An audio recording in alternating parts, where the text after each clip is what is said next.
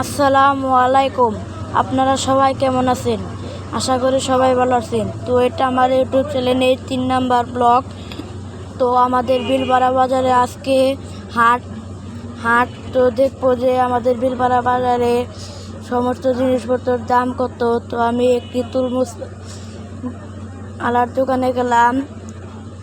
তার কাকুকে জিজ্ঞাসা করলাম তরমুজের দাম কত। তার কাকু বললো যে তরমুজের দাম 40 টাকা। তারপর আমরা তরমুজের কালার দেখছি, অনেক সুন্দর কালার। তো এখান থেকে আমি একটি তরমুজ নিলাম, অনেক সুন্দর লাল কালার টকটকা। এখানে একটি ফিল্টার দিয়েছে, দিকে ভালোভাবে বোঝা যাচ্ছে না।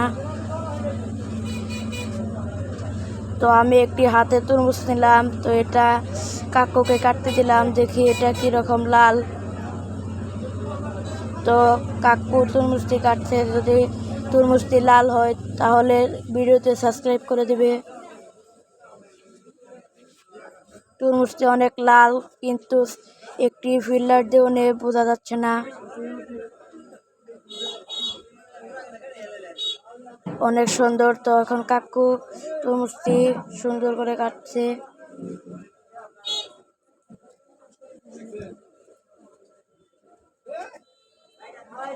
তো এই যে এখন কাটলো।